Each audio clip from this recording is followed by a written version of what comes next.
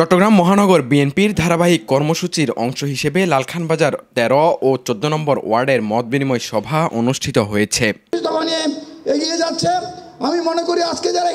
সভায় ওয়ার্ড বিএনপির সাবেক সভাপতি আবুল কাশেম মজুমদারের সভাপতিত্বে প্রধান অতিথির বক্তব্য রাখেন মহানগর বিএনপির সদস্য সচিব নাজিমুর রহমান। বিশেষ অতিথির বক্তব্য রাখেন যুগ্ম আহ্বায়ক মহানগর বিএনপির অ্যাডভোকেট আব্দুস সাত্তার, শফিকুর রহমান স্বপন এবং শওকত আজম খাজা। দলীয় নেতারা আমাদের দল আমাদের মাঝে এই জিনিসটি বুঝিয়ে দিবেন। এ সময় বক্তারা বলেন, বিএনপির ভারপ্রাপ্ত চেয়ারম্যান তারেক রহমানের ঘোষিত ৩১ দফা শুধু বিএনপির নয়, এটা সব দলের। এই ৩১ দফা বাস্তবায়নের লক্ষ্যে কাজ করার আহ্বানও জানান তারা।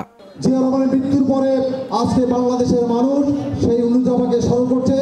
শহীদ রাষ্ট্রপতি জিয়া রহমানকে বাংলাদেশের মানুষের মণিকোঠায় ধারণ করছে। বন্ধুরা, বাংলাদেশের রাজনীতিতে অশনি সংকেত, অশুভ শক্তির সৃষ্টি করে গেছেন শেখ হাসিনা। তারা দেশ থেকে ক্ষমতা ত্যাগ করে পালিয়ে গিয়েছে। জনগণের কাছে জবাব দিতে হবে, তাই আপনারা সতর্ক থাকবেন। ভয়ের কোনো কারণ নেই। আজকে আমাদের বিরুদ্ধে ষড়যন্ত্র চলছে, এমন ষড়যন্ত্র চলছে যেটা কোনোভাবেই বিএনপির জনগণের ম্যান্ডেট দিয়ে ভবিষ্যতে ক্ষমতার আসনে বসতে না পারে। এছাড়াও অনুষ্ঠানে উপস্থিত ছিলেন শিহাবুদ্দিন মবিন, জাহাঙ্গীর আলম দুলাল, আব্দুল হালিম, স্বপন সহ অন্যান্য নেতৃবৃন্দ। Desk news, Bangladhara, Chittagong.